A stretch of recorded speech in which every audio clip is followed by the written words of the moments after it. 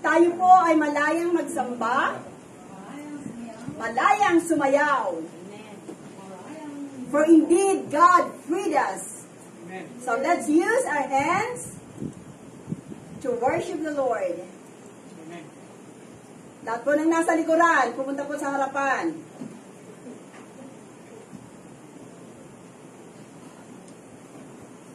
Tayo pong lahat ay tumayo at tayo manalangin. Ama naming Diyos na makapangyarihan, Ikaw po ay aming pinapupurihan, pinasasalamatan sa oras na ito. Wala po kaming ibang dadakilain na pangalan kung hindi Ikaw ang Panginoong Jesus. Salamat po sa kalayaan na pinagkaloob mo. Malaya ka namin papupurihan at panarangalan, itataas sa hapon na ito. Salamat po sa ganitong pagkakataon, O Lord. Kami ay nagtitipon-tipon upang Ikaw ay maitaas sa pangalan ni Jesus.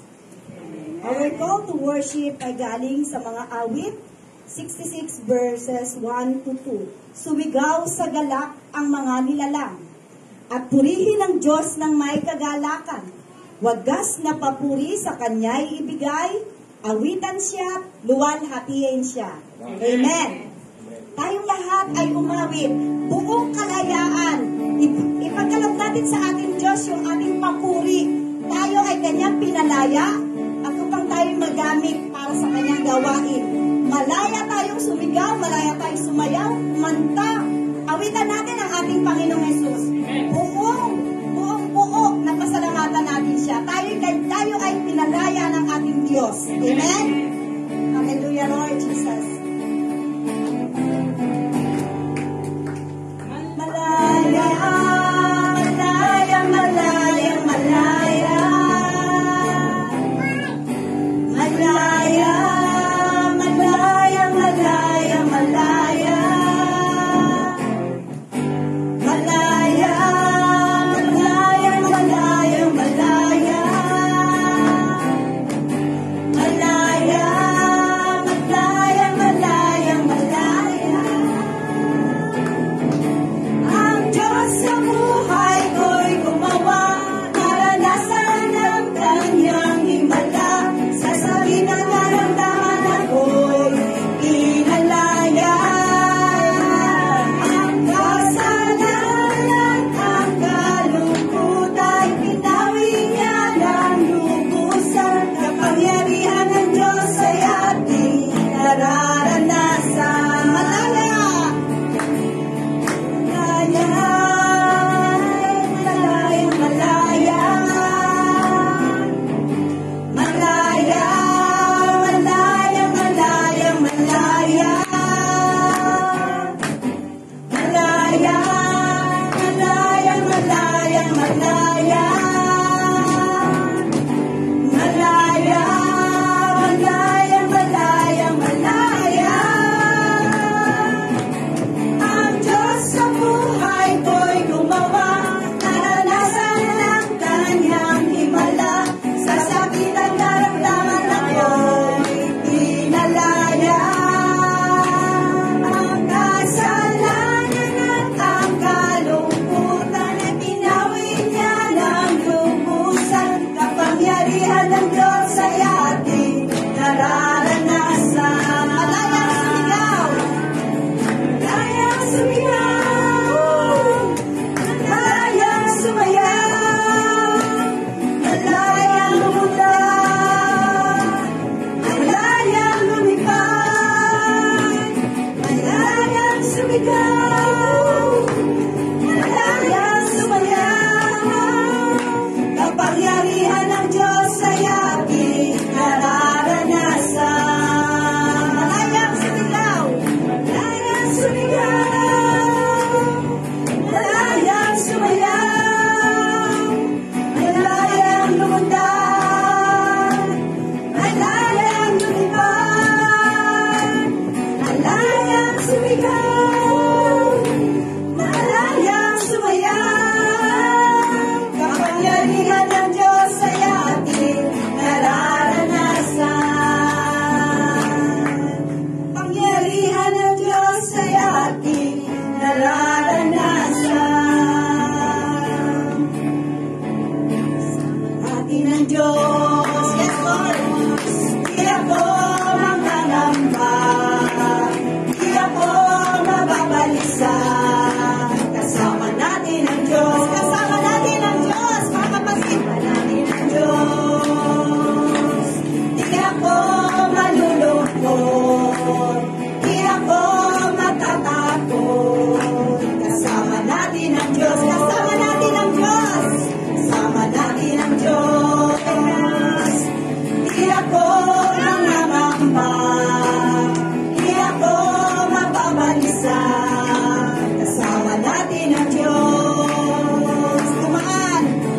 Dumaan man ako sa ilog, di ako malulunod. Dumaan man ako sa apoy, di ako masusunod. Kasama natin ang Diyos. Di ako mangangamba, di ako mababalisa. Kasama natin ang Diyos, kasama natin ang Diyos. Hindi mga kapatid, ang Diyos. Di ako malulungkot, di ako matatakot. Kasama natin ang Diyos, kasama natin ang Diyos, natin ang Diyos. Di ako mangangamba, di ako mababalisa. Kasama natin ang Diyos. Dumaan man ako sa ilog, di ako malulunod.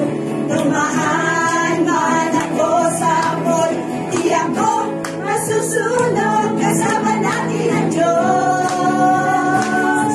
Di ako mangangamba, di ako mababalisa. Kasama natin ang Diyos, kasama natin ang Diyos, kasama natin ang Diyos. Amen. Yes, Lord. Hindi po kami matatakot dahil alam namin na Ikaw ang aming kasama. Tunay nga, O Diyos, na Kayo ang aming pinaglilingkuran. Kayo ang aming inaawitan. Wala na pong hihigit pa, Panginoon. We thank you, God, for the love that you have given to us.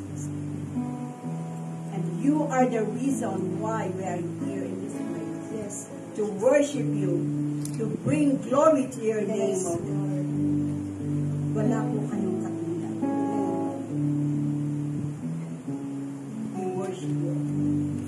Sabay-sabay po natin awitin. Wala kayong katulad. Awitin ko man lahat ng awit sa mundo, di kayang ilarawan ang kadakilaan mo. Kulang ang lahat ng tula, kulang maging mga salita upang ihayag ang kabutihan mo. Awitin ko man lahat ng awit sa mundo, di kayang ilarawan ang kadakilaan mo. Pangulang ang lahat ng tula, kulang maging mga salita upang ihayag ang kabutihan mo. Wala kang katulad, wala nang hihigit sa'yo. Wala kang katulad, wala nang papanay sa'yo.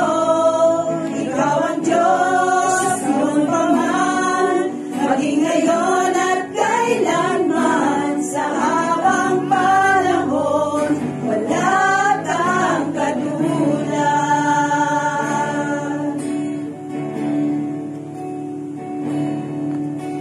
Awitin ko man lahat ng awit sa mundo, di kayang ilarawan ang kadakilaan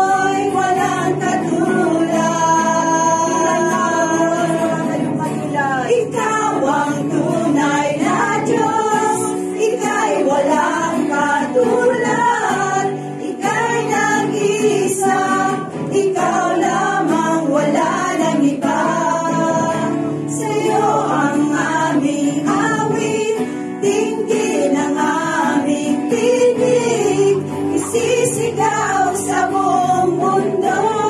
Ikaw ang tunay na Diyos. Ikaw ang tunay na Diyos. Ika'y walang katulad.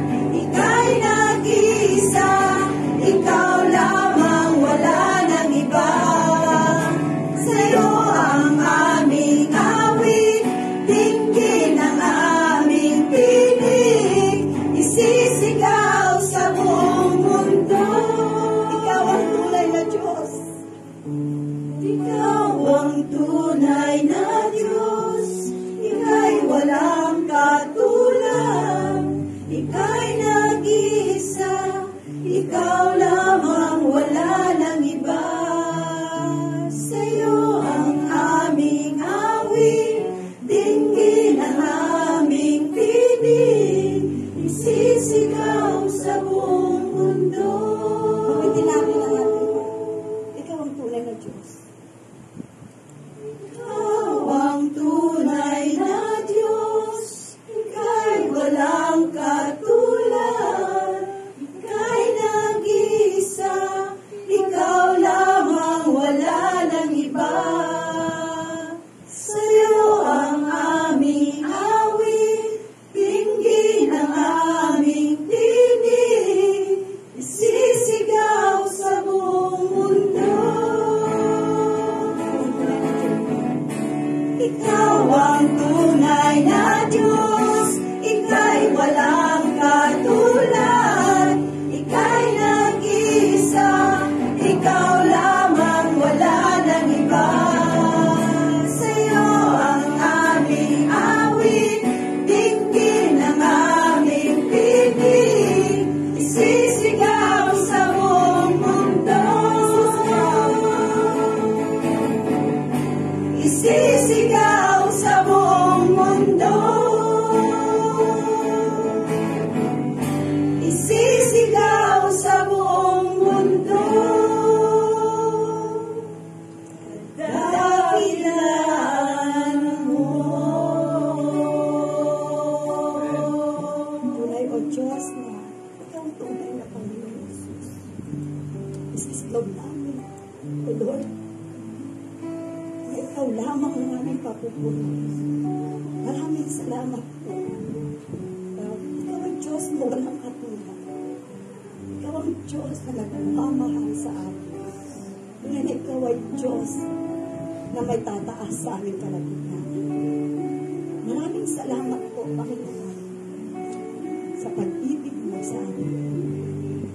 Sa pangalan ni Jesus. Amen.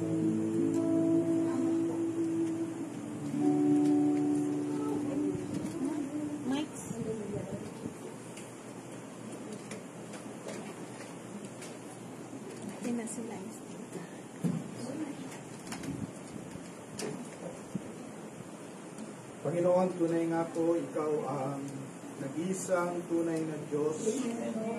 Sa iyo po ay nagpapasakop kami. Ikaw ay maghari at manguna sa panahon na ito. At patuloy ka, Panginoon, na magpakilala sa bawat isa. Ang iyong kalooban, ang iyong salita ay patuloy na maihayag sa aming kalagitnaan. Aming ipinapanalangin, O Diyos, ang bansang Pilipinas na iyong apong kalingain. Gabayan ninyo po ang mga namumuno at dalangin namin, O Diyos, na ilayo niyo po sa anumang sakuna, anumang kaguluhan ng aming bayan. Dalangin din namin ang Taiwan, O Lord, lalo na bukas sa pagpapalit ng liderato, maging mapayapa. Nawa, O Diyos, ang new leadership ay magdala ng kapayapaan at kaunlaran sa bansang Taiwan. Dinadalangin namin, O Diyos, na patuloy pong maipangaral ang iyong salita, ang iyong katwiran sa dako na ito. Dinadalangin din, Panginoon, na pangunahan ninyo ang iyong church, O Lord, dito sa Taiwan upang maipangaral, maibahagi, maipamuhay ang Ebanghelyo. Idinadalangin din, Ama, ang gawain, Panginoon, ng Taipei International Church, ang English, ang Tagalog services o dalangin namin na saan man ipinapangaral ang iyong salita, ang pangalan ni Jesus ay maitaas at kayo ang tumawag ng mga lalaki at babae upang sa iyo, Panginoon, ay manumbalik, Panginoon, at sumamba at maglingkod. Maraming pong salamat, O Diyos. Maingat pong ibabalik sa iyo lahat ng papuring pasasalamat sa pangalan po ni Jesus. Amen. Amen.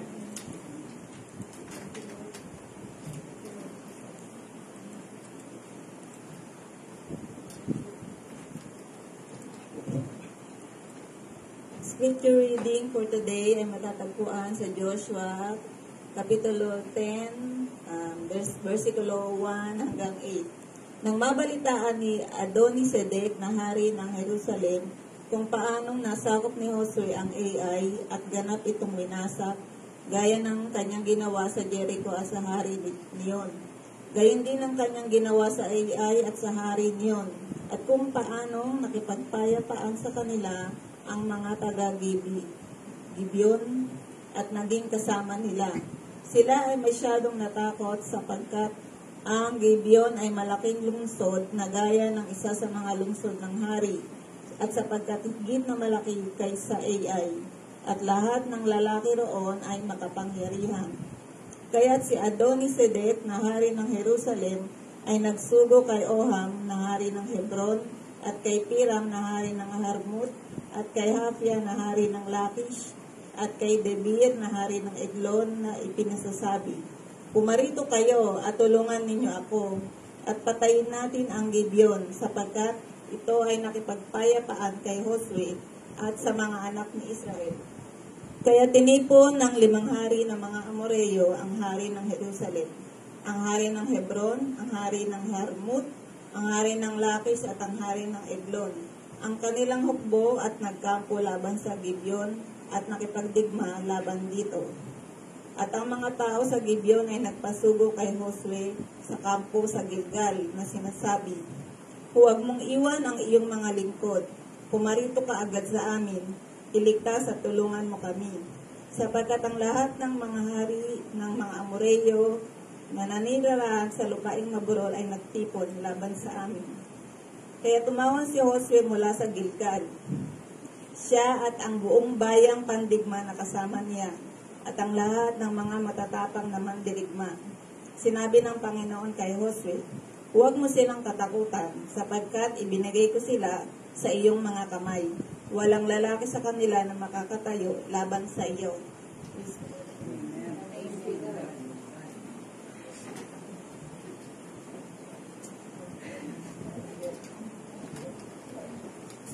Amen. Happy anniversary po.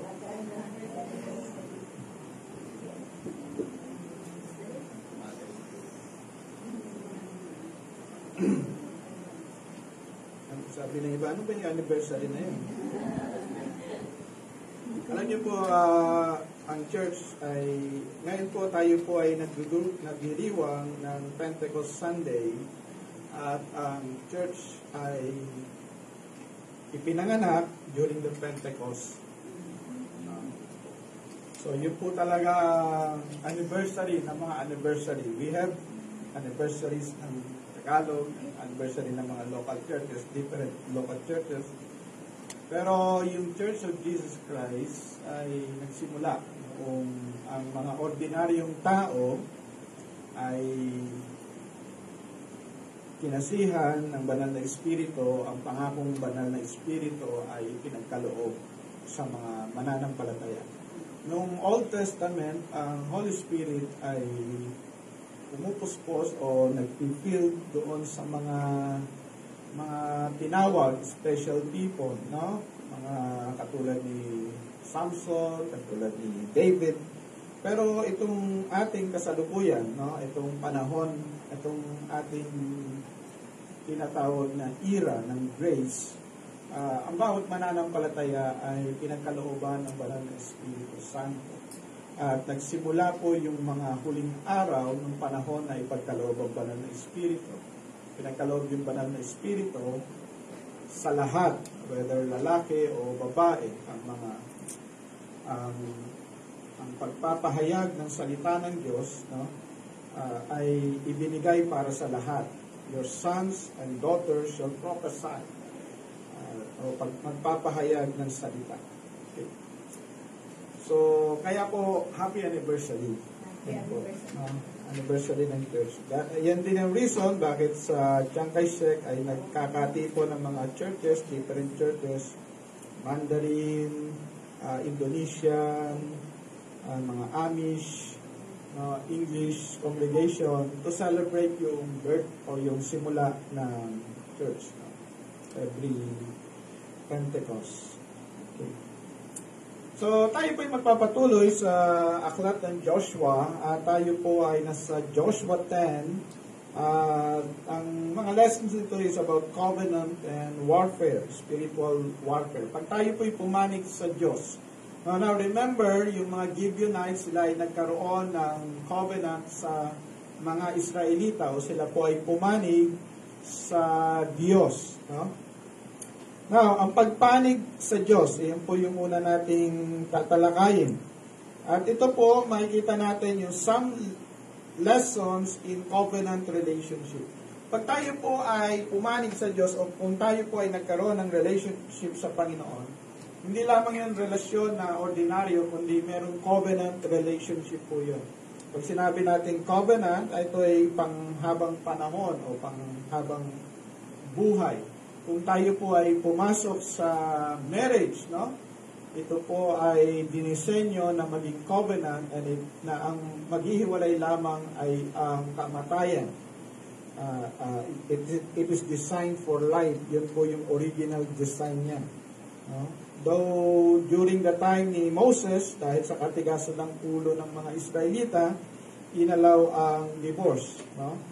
Hindi naman natin tatalakayin yon, pero yun po ay nasusulat sa salita ng Diyos. Okay, kung tayo po ay nakapanig sa Diyos, ito po ang unang makikita natin doon, yung verse 1 and 2 ng Joshua. Sabi ron, nalaman din niya na ang mga taga-Gabaon o Gibeonites ay nakipagtipan at nakipamayan ngayon sa mga Israelita. So nakipagtipan o nakipag-covenant.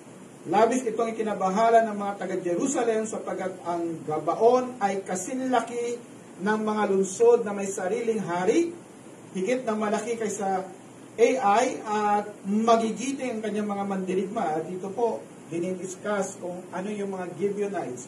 Sila ay magigiting na mandirigma.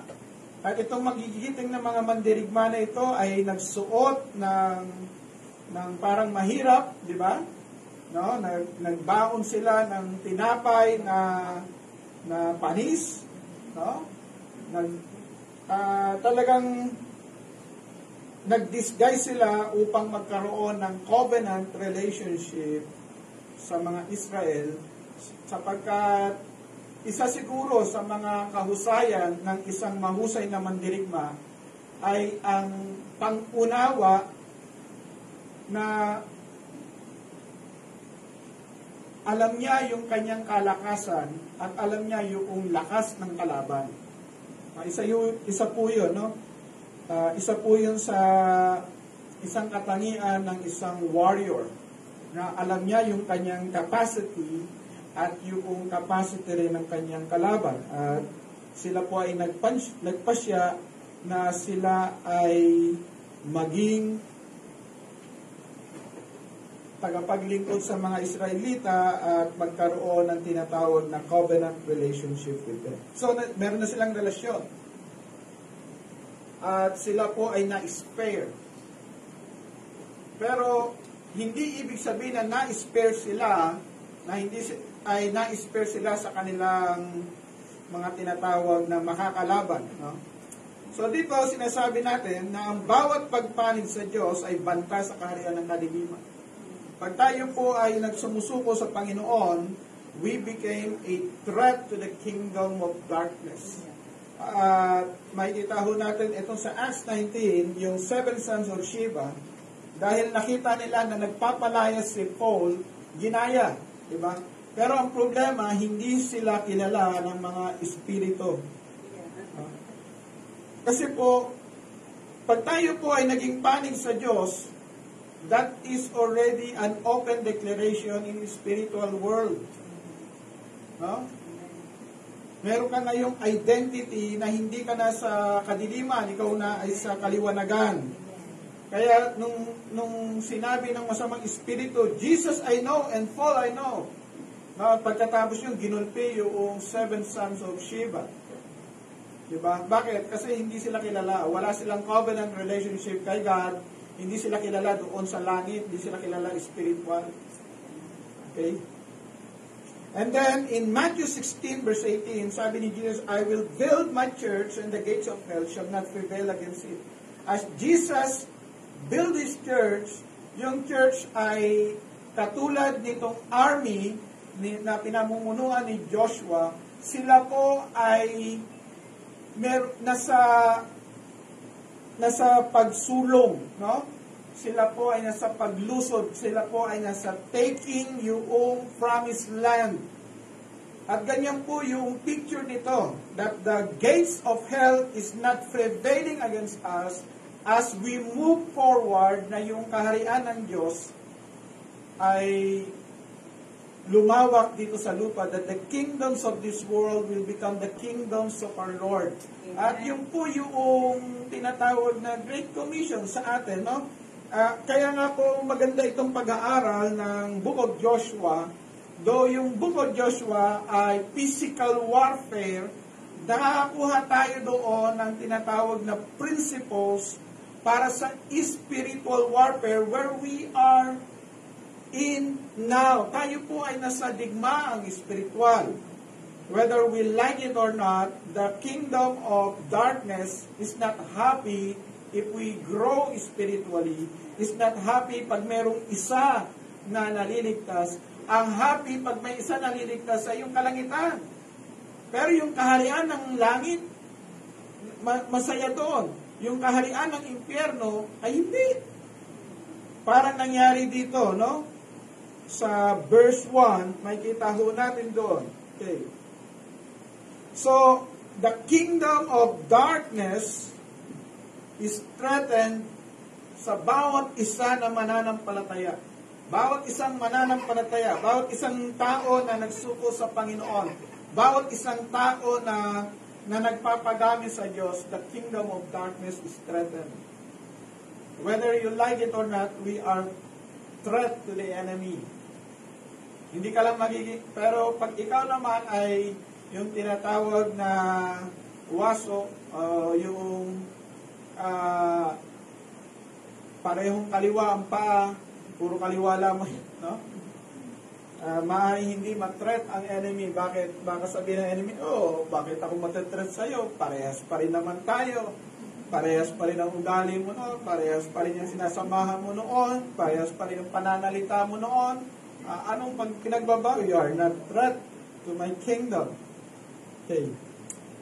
Now, sa Joshua 10, sa 3-5, sabi rin, kaya si Adonisek na hari ng Jerusalem ay nagsugo kay Oham na hari ng Hebron, at kay Piram na hari ng Harmut, at kay Japia na hari ng Lakish, at kay Debir na hari ng Eglon. Alam niyo po yung mga lugar na ito, if we have time na pag-aralan, no? Kahit yung Jerusalem na lamang, lagi natin tatandaan, yung Jerusalem ay hindi dati pagmamayari ng mga tao ng Diyos. No? Pero ito po ay the city of the living God. Ito po yung Zion na minsan inaawit natin. To the city of the living God. Pero dati hindi ho yun. No? Anong sinabi ron? Verse 4, pumarito kayo at tulungan ninyo ako at patayin natin ang Gibeon sapagkat ito ay nakipagpayapaan kay Josue sa mga anak ni Israel. No? Nagkaroon sila ng pagpapayapa, nagkaroon sila ng tinatawag na covenant relationship with the Israelites. At dahil meron silang covenant relationship, nagalit ang mga kaaway. No? So, ang pagpanig sa Diyos ay umaakit ng galit mula sa kaaway. Siding with God attracts rage from the enemy. Tayo ngayon ay target ng kaaway. No? At yun po ay kasama bilang mananampalataya. Bakit po? Ano ang gagawin natin? So, target tayo. Anong gagawin natin? Tayo na lang ay mag-stay dito kasi tayo ay nasa comfort zone. No. Tingnan ho natin sa mga susunod. Sabi ng verse 5, kaya't tinipon ng 5 hari ng mga Amoreyo, ang hari ng Jerusalem, ang hari ng Hebron, ang hari ng Harmut, ang hari ng Lachish. Yung Lachish, medyo familiar kayo doon sa nangyari kina David doon. At ang hari ng Eglon at ang kanilang hukbo at nagkampo laban sa Gibeon at nakipagdigma laban dito. Now, ano lamang yung sala ng Gibeon? Ang sala nila, sila po ay na-identify na with the Israelites. At dahil identify na sila with the Israelites, ano ang ginawa? Hindi lamang isa ang naging kalaban yan, 5. No?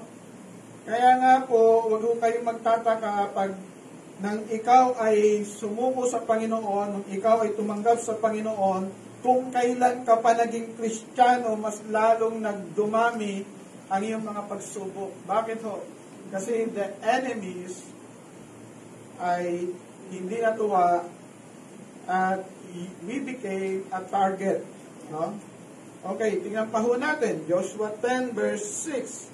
Ang mga tao sa Gibeon ay nagpasugo kay Josue sa kampo sa Gilgal at sinasabi, huwag mong iwan ang mga lingkod. Pumarito ka agad sa amin. Iligtas at tulungan mo kami sapagkat ang lahat ng mga hari ng mga Amoreyo na naninirahan sa lupaing maburol ay nagtipon laban sa amin. Okay. Now, ano ang nangyari? Dahil sila ay may covenant relationship with the Israelites, now they have the right to ask for help. Okay? Ganon din po tayo, mga kapatid. Nung tayo po ay nagkaroon ng relasyon sa Panginoong Jesus, now, pwede natin, where does my help come from? My help comes from the Lord. Pwede na tayong tumawag ng tulong. Bakit? Kasi meron tayong covenant relationship with God. Tayo ay binigyan ng karapatang maging anak ng Diyos. No? So, tayo po ay pwedeng humingi ng tulong.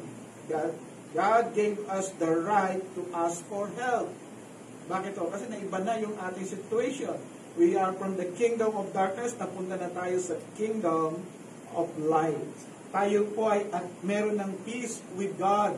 Meron na tayong pakikipagkasundo sa Diyos. Now, to be at peace with God is to be at war with His enemy. Pag tayo ay may kapayapaan sa Diyos, hindi ibig sabihin magkakaroon din tayo ng kapayapaan kay Satanas. No? And sometimes ganun ang mga tao. Gusto nila ay yan ba ay Diyos nyo? Tatagapin namin. Kaya minsan, napakahirap yung mga tinatawag na mga decision for Christ. At ito po ay nasa pag-aaral. No? May mga tinatawag na evangelistic meetings sa mga Hindu, lalo na sa mga Buddhist, no? And then they will gather yung numbers who decided for Christ. Pero pagka tinanong mo yung individual, he decided na si Jesus Christ will be added to one of his or her idols. Kaya makakita tayo, hindi ko alam kung meron kayo dito, no? Pero meron na akong nakita na meron silang altar sa bahay, na rin yung Bible, na rin yung Buddha, na rin yung iba pang mga santo. Bakit? Kasi baka isa doon tama. Hindi mamimiss. But that is not how faith works. Faith is having yung fidelity, no? Faithfulness sa Diyos, yung salitang pistis. No? So, ikaw ngayon ay nagkakaroon ng tinatawag na katapatan. Hindi mo pa pwede sabihin, bakit si white one? Hindi ka ba siya, baka hindi ito yung hindi ito yung swerte ko. Baka si white 2, baka si white 3, no? No, hindi po yun, hindi po ganon. Huh? Once you enter covenant relationship, it is for life. At yung po yung paglipat, kaya maganda po yung pagkakasabi na we have been transferred from the kingdom of darkness into the kingdom of light, na ikaw ay nailipat, hindi ka na nag-i-stay doon sa kingdom of darkness. No, hindi na tayo nananatili doon sa mundo ng kasalanan at kasamaan. Though we have struggles, yes, totoo yun. Pero kaya ka nag-struggle dahil wala ka na doon. Kung ikaw ay Kristiyano at hindi ka nag-struggle sa kasalanan, eh baka yun ang nature mo. Since you have a new nature, you will struggle. Yun yung sinasabi ni Apostle Paul doon sa Romans 7. So tayo po, bilang mananampalataya, tayo po ay nasa digmaan. At pupunta ho tayo sa 4 na elemento sa pakikidigma, no? Elements of warfare na makikita natin doon sa principles sa Joshua chapter 10, no? So tayo po ay nalipat, no? Katulad ng mga Gibeonites, and tayo po ay nasa warfare, no? Bakit ho? Kasi we have chosen to have a covenant relationship with God. Ganun po ang nangyari katulad dito sa Gibeonites. Amen. So to be at peace with God is to be at war with the enemy. And we only have one enemy. No? Satan and his cohorts, but Satan himself. So ano yung mga elemento sa pakikidigma? Ano itong mga tinatawag na principles at elements na makikita natin dito sa warfare, sa pagtatanggol ng mga Israelita para sa Gibeon. Okay? So pag tayo po ay nasa digmaan, ano yung mga elemento, ano yung mga kailangan natin? One is right people. We need right people anyway, no? Whether yan ay sa relationship with God, whether yan ay relationship with business, di ba? Kailangan natin ng mga tamang tao. Bakit? Dahil hindi lahat ng tao matapat. Amen. Yeah. Maraming tao iiwan ka sa ere. So tingnan mo natin sa verse 7, kaya't umaon si Josue mula sa Gilgal, siya at ang buong bayang pandigma na kasama niya at ang lahat ng mga matatapang na mandirigma. No, hindi lamang sila just yung simpleng tao. He surrounded himself with the right people. Hindi yung tatakbo sa oras ng labanan. Na makikita mo, akala mo, ikaw ay nakikipaglaban, yung mga tao ay nasa likod na, mag-isa ka na lang. He surrounded himself with right people, matatapang na tao. Tingnan mo natin si Apostle Paul. Apostle Paul surrounded himself with right people. Makikita natin sa Romans 16. Makikita rin na natin sa iba pang mga sulat niya na he is surrounded with right people. Okay. Do sa Romans 16, greet Priscilla and Aquila, my fellow workers in Christ Jesus, who risked their own necks. Bino mo, no? Ang ganda ng pagkakasulat doon. Who risked their own neck. Oh? Yung magbibigay ng buhay, di ba? Hindi kayo iwan sa ere. People who can risk their own lives. Who risk their own necks for my life, to whom not only I give thanks, but also all the churches of the Gentiles. At pag binasa natin yan, mula chapter 16:1, pagbaba, makikita natin doon, ang daming mga nakasama ni Apostle Paul. Bakit po? Kasi we cannot do it alone. We cannot do it alone. No? Kahit na siya ay apostle, he need people like Priscilla and Aquila at ang iba pa na nandoon. No? Na mga naging matapat na mandirigma. Now, so ang tinitingnan natin din sa Joshua 10, bagamat ito ay digmaang pisikal, at tayo naman ngayon ay nasa digmaang spiritual, the same principle. You need to surround yourself with right people. Amen. Bad company corrupts good character. Kahit ayos ka, pero pagka napapalibutan ka ng bulok, mas malamang mabulok ka rin. Also, right people. Second, alam niya yung kanyang promise. He believed in God's promise. Sabi rito, sinabi ng Panginoon kay Josue, huwag mo silang katakutan sapagkat ibinigay ko sila sa iyong mga kamay. Walang lalaki sa kanila na makakatayo laban sa iyo. Kaya si Josue ay biglang dumating sa kanila, siya ay umahon mula sa Gilgal sa buong magdamag. Now, tignan ho natin dito, no? Ito si Josue, kakalabanin nila ay 5 bansa, no? 5 bayan ang kakalabanin nila. Tutulong sila sa Gibeonites, at yung Gibeonites ay magagaling din na mandirigma. Actually, mas sanay yung mga Gibeonites kaysa sa kanila. Dahil sila ay neophytes. No? Kaaalis lang nila, itong Joshua generation ay kaaalis lang sa wilderness at sila ipapasok doon. No? Alam niyo po, bilang mananampalataya, pag tayo po ay umaayon sa kilos, sa gawa at sa mga pangako ng Diyos, sa simula pa lamang panalo na tayo. Actually, we are fighting doon sa tinatawag na position of victory. We are not fighting for victory. We are already fighting doon sa position of victory. Bakit? Tingnan ho natin ang pagkakasabi. Huwag mo silang katakutan sapagkat ibinigay ko sila sa iyong mga kamay. Before pa sila makipagdigmaan, ibinigay na sila ng Lord.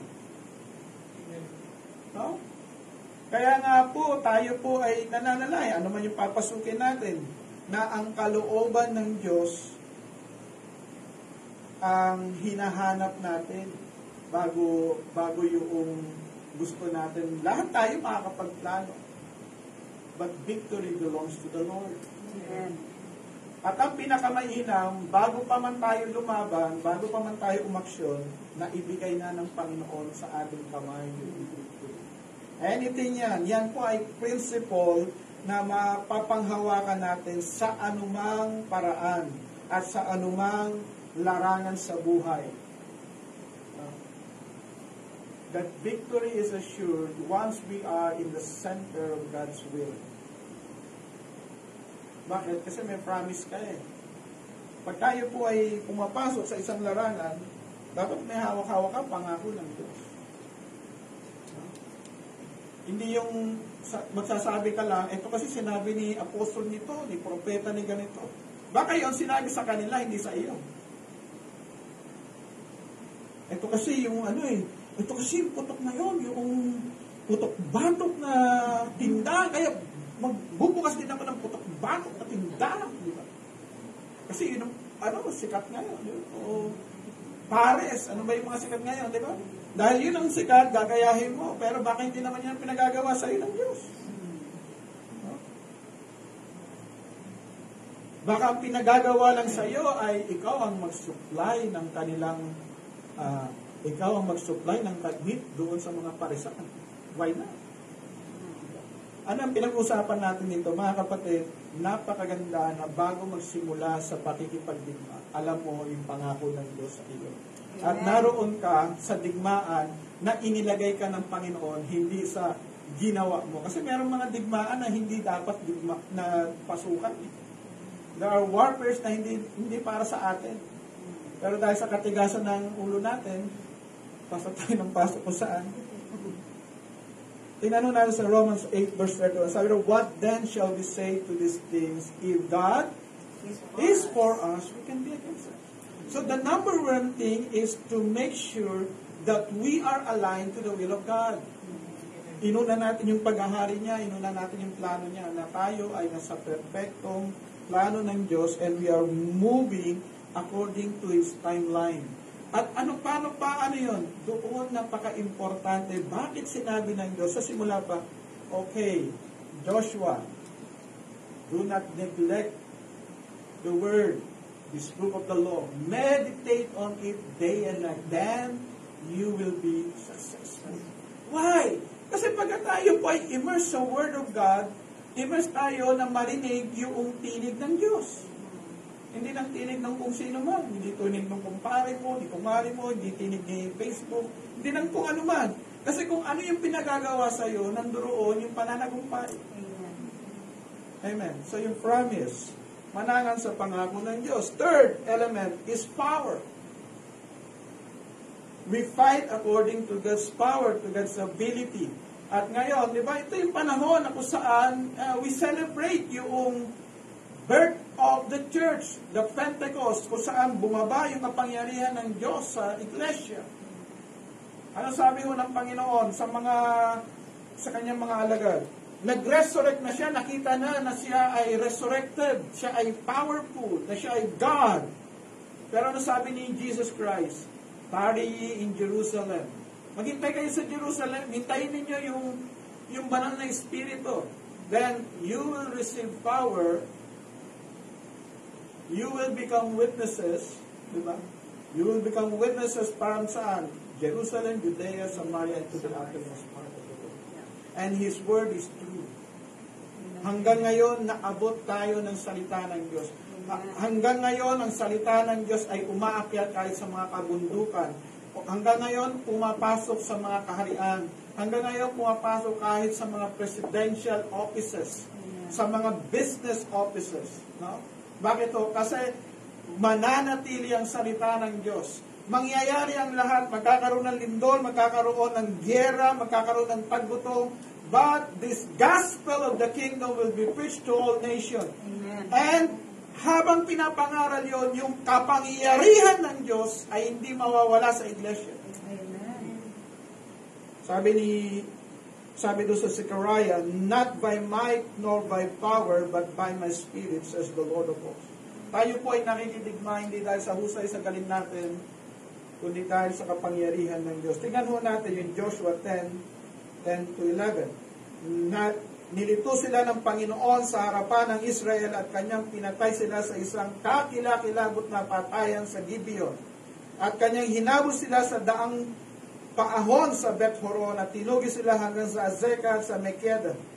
Mahabang tumatakas sa harapan ng Israel samantalang sila'y pababa sa Beth-horon ay binagsakan sila ng Panginoon sa Azekah ng malalaking bato mula sa langit at sila'y namatay. Higit na marami ang namatay sa pamamagitan ng mga batong granizo kaysa pinatay ng mga anak ni Israel sa pamamagitan ng taba. Ganito po yan mga kapatid, no? Napaka-importante. May mga panahon na tayo po ay nakikipaglaban at dahil akala natin tayo po ang nagiging dahilan ng pagkapanalo natin. No? Tayo na sa harapan, di ba? May sundang ka, pag ganun-ganon, di ba? Akala mo, ikaw ang makapangyarihan. Hindi mo alam yung tinatawag na provision ng Lord, no? Yung grace ng God, pinupuksan na niya yung enemy mo, meron lang tinitira sa iyo, kung ano man yun, di ba? Na kung ikaw ay naroon sa sentro ng Panginoon, no? Ano man yung pinapasok mo, whether yun ay sa anak mo, no? Whether yan ay sa negosyo, sa trabaho, sa ministry, gumagawa ka, kumikilos, akala mo ikaw ang pinagmumulan ng victory. Hindi mo alam ang Diyos gumagawa na. Amen. Gumagawa, marami na siyang sinisira doon sa kaaway. At yun po yung napakainam dito. It is not by might nor by power. Yes, kailangang mangaral. Katulad ni Pedro, nangaral siya. Pinahayag niya yung salita ng Diyos noong Day of Pentecost, 3,000 ang nakakilala. But it is not by his might, it is not by his wisdom, it is not by his eloquence, it is by the power of the Holy Spirit working in him. At ganun din po tayo, ano man yung pinagagawa sa atin ng Diyos. Kasi iba-iba yung panawagan sa atin eh. No? Lagi natin tandaan, ang tagumpay ay galing sa Diyos. Amen. Victory belongs to the Lord. Fourth, prayer. Sabi sa verse 12, ng araw na pinagtagumpay ng Panginoon ang mga Israelita laban sa mga Amoreyo, nanalangin si Josue sa Panginoon. Pagkatapos sinabi niya habang nakikinig ang mga Israelita, araw, tumigil ka sa taas ng Gibeon. Ikaw naman buwan, tumigil ka sa taas ng lambak ng Ayalon. Ito ho, minsan merong mga mga assuming, nagdeklara si Joshua, so magdeklara yun din tayo, magdeklara na. Now remember, bago niya sabihin yon, meron muna siyang pananalangin, pakikipag-usap sa Diyos. No? Meron siyang personal na pakikipag-ugnayan sa Diyos. At nagmumula yun doon sa kanyang relasyon at kung ano ang pinagagawa sa kanya ng Diyos. Bakit to? Kasi itong si Joshua, ang gusto niya, 100% victory. Kinulang na yung araw, marami pang kalaban. Kaya kailangan mag-extend yung araw, yung liwanag. Bakit? Kasi ayaw niya na maging talunan. Ano yun? Napakaganda ng principle na ito. Na lahat ng bagay na sagabal sa ating pananagumpay dapat mawala, matagumpay tayo. There are times na kailangan natin ang extension ay hindi yung araw, kailangan ng extension ay yung ating pasensya. Yung extension, no? Bagamat last week, hindi ko alam kung may naglagay ng mga extension na buhok dahil Mother's Day. No? But there are times that we need to pray for an extension. Of God's grace. Lord, bigyan niyo pa po kami. Parang yung sinabi ng Panginoon, bigyan niyo pa ng 1 taon. Lalagyan natin ng tinatawag na abono, ng fertilizer. Let's see if 1 year ay mamumunga itong halaman na ito bago pag hindi, etchapwera na. No? So, yung sa warfare, we need yung pakikipag-usap sa Panginoon. Sabi sa Jeremiah 33 verse 3, call to me and I will answer you and show you great and mighty things which you do not know. Maraming tao, hindi na nanalangin. Bakit? Kasi ang akala nila, ayaw ng Diyos na tugunin ang kanilang panalangin. Ang akala nila, kailangan magpahirap sila sa sarili nila para tugunin ng Diyos ang kanilang panalangin. Alam niyo po, one spirit, yung Jeremiah 33 verse 3, we are assured, gustong-gusto ng Panginoon tugunin ang mga panalangin natin. Gusto ng Panginoon. Ang gusto ng Panginoon, tumawag tayo sa Kanya. Makipag-usap tayo sa Kanya. No? Kaya nga ho, pag tayo ay nag-side sa Panginoon, we are already in the winning side. So, tingnan ho natin ang mga dapat nating tandaan. At ang araw ay tumigil at ang buwan ay huminto hanggang sa ang bansa ay nakapaghiganti sa kanyang mga kaaway. Hindi ba ito nakasulat sa aklat ni Hazer? Ang araw ay tumigil sa gitna ng langit at hindi nagmadaling lumubog sa isang buong araw. At hindi nagkaroon ng araw na gaya niyon bago roon o pagkatapos noon pa na ang Panginoon ay nakinig sa tinig ng isang tao sapagkat nakipaglaban ng Panginoon ang Israel. Now, pagka ito pa'y binabasa at merong lalo na sa mga universidad, sasabihin ng mga ng ibang mga hindi mananampalataya na kita niya mali ang Biblia. Bakit? Lumubog ba ang araw? Hindi naman lumulubog ang araw. Durong pa rin yun, di ba?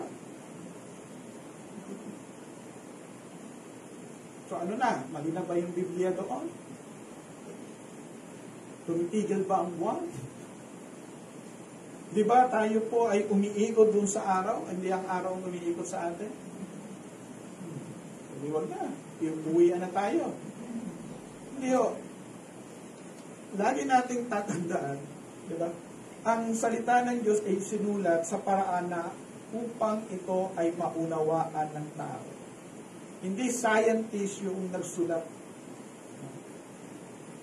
Kundi para ito sa mga tao. Baka kasi may pilosopo sa atin, no? Dito ay pinapakita na ang Diyos kayang tumugon at laging tumutugon ng higit pa sa ating mga panalangin. Amen. God is able to answer us beyond what we ask for. May mga hinihingi tayo minsan, pero akala natin ang tagal kapag tumugon ng Diyos sunod-sunod. Ano lang napaka-importante ron? Sino ang nakikipaglaban para sa akin? At dito po yung keyword doon ang Diyos ay nakikipaglaban para sa Israel. ang Panginoon ay nakikipaglaban para sa kanyang mga anak. At ganoon din po tayo, kaya nga po tayo ay more than conquerors. Diba? So, mga kapatid, sa ating pang-araw-araw na buhay, huwag nyo naman sabihin, huminto ka araw, di ba? Parang gano'n. Though there are times that I experience, no, yung merong mga meetings, merong mga evangelistic meetings na halos paulan na, and then we pray, o tumigil ang ulan, at umulan pagkatapos ng gawain, and God answers the prayers. At nung panahon mismo ng Yolanda, natatandaan ko yung panahon mismo ng Yolanda, habang binabayo yung Eastern Summer, sabi nung evangelist, shall we continue? Shall we proceed with our evangelistic service? It's already announced. Let us step in faith. So we step in faith. Pagdating doon, mga ilan lamang na titira. No? Kasi bumabagyo. And then, nung nagtawag na sino yung nais sumuko, tumanggap sa Panginoon, no? Nag-altar call, mas marami yung pumunta sa harap kaysa sa nandoon na nakaupo. Yung pala, nakikinig sila sa mga bahay-bahay. No? Bakit ko sinasabi yun? Kasi yung mga kapatid, there are times na akala natin walang nangyayari. Hindi natin alam may ginagawa ang Diyos. And then there are times na para bang, itong laban na ito ay napakatagal. Ang bilis naman dapat yan tinatawag na desisyonan eh. Yes ba o no? Tapos ang tagal, daming meetings, di ba? Sunod. Anong gagawin natin? We just go through the process. Merong plano ang Diyos. And in the end, we will give glory to God dahil hindi tayo nasunod, kundi siya nasunod. So in His time, in His way. Kaya ng Diyos na tumuon higit sa ating mga pananampalataya. So, mga kapatid, ganito po. Doon sa issue ng warfare, o issue ng mga tinatawag nating problema sa ating buhay, even if the enemy conspires against us, with God on our side, and as we follow His way, we will be victorious. Magkaisa man ang mga laban sa atin, pagkasama natin ng Diyos. Sinunod ang Kanyang kalooban, tayo ay magtatagumpay. Tayo po'y panandalian tumayo at tayo po ay manalangin. Panginoon, Ikaw ang Diyos na buhay at Diyos na makapangyarihan. Salamat at kayo ay nangako na hindi nyo kami iiwan, ipababayaan. Nagpapasalamat kami sapagkat alam namin na laging mas mabuti ang iyong kalooban at kayo ang lumalaban para sa iyong mga anak. Sa bawat kapatid, Panginoon, sa anumang hinaharap nila, at maging sa gawain na ito, patuloy kayo po ang siyang lumaban. At sa aming paghakbang ayon sa iyong kalooban, punuin niyo kami ng pananampalataya, ng pag-asa, at pagpapatuloy upang maging ganap, maging complete ang victory. Sa pangalan po ni Jesus. Amen.